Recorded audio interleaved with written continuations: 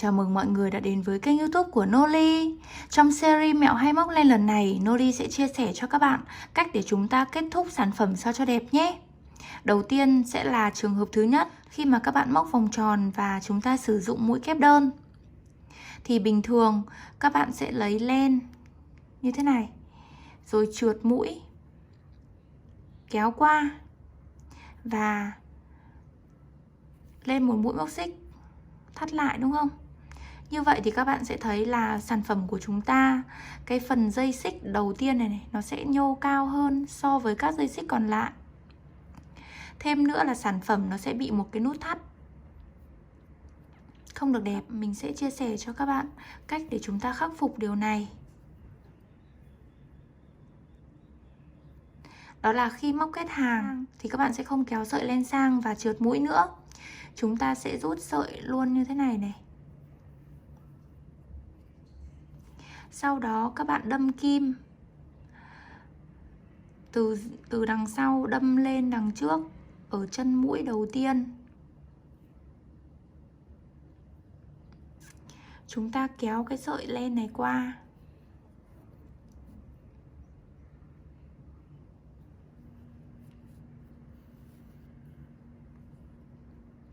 Sau khi kéo sợi len qua thì chúng ta sẽ còn một cái sợi dây vắt sang bên này nữa để hoàn thiện được cái phần đầu của chân mũi. Một chân móc thì sẽ gồm 2 dây xích là chân trước và chân sau.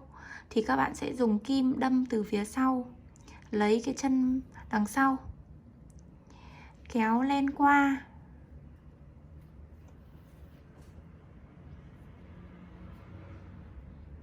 Đó, các bạn có thể quan sát được là bây giờ cái phần này nó sẽ giống y chang nhau này.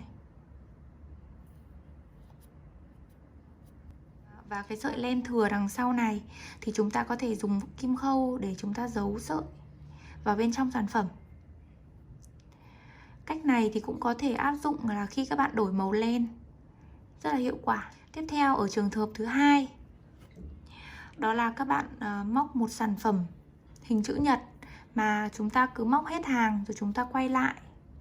Móc này, xong rồi chúng ta quay lại. Thì ở cái trường hợp này rất là đơn giản thôi. Các bạn chỉ cần là khi mà chúng ta móc kết hàng như thế này rồi thì chúng ta sẽ móc một mũi móc xích, kéo len qua và rút sợi len lên, thắt lại. Như vậy là chúng ta đã kết thúc hàng thành công. Còn ở trường hợp thứ ba đó là các bạn sẽ móc một vòng tròn xoắn ốc bằng mũi đơn. Thì ở trường hợp thế này, đối với cách thông thường, các bạn vẫn hay kết thúc hàng như sau. Đó là chúng ta sẽ trượt mũi vào chân mũi bên cạnh, kéo qua, rồi thắt lại, kéo lên. Thì các bạn sẽ thấy là ở trường hợp này lúc nào cái phần kết thúc của sản phẩm ấy, nó cũng sẽ không được đẹp. Nó sẽ có sự khác biệt giữa mũi cuối và mũi đầu. Thêm nữa là nó còn xuất hiện cái nút thắt nữa. Thì để khắc phục cái trường hợp này, mình sẽ hướng dẫn cho các bạn một mẹo khá là hữu ích.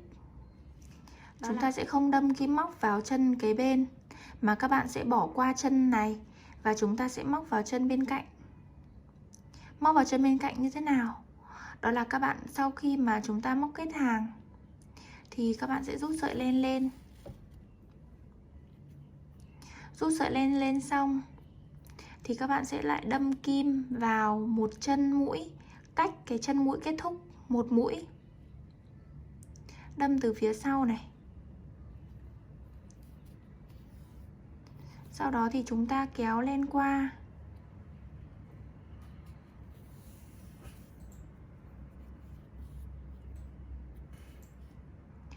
Đâm vào cạnh sau của chân móc.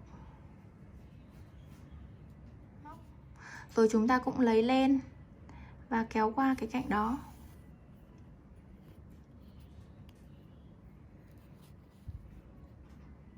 Các bạn sẽ thấy là ở cái phần bên trên này, cái phần mũi móc xích nó sẽ rất là giống nhau. Gần như là chúng ta không phân biệt được đâu là cái mũi kết thúc.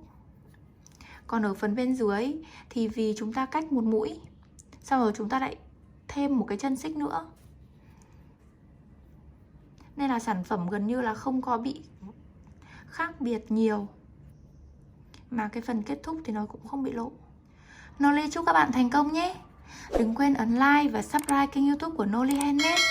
Bấm vào biểu tượng quả chuông để là người sớm nhất xem được video mới nhất của Noli. Noli sẽ trở lại ở trong những video hay hơn và hấp dẫn hơn. Bye!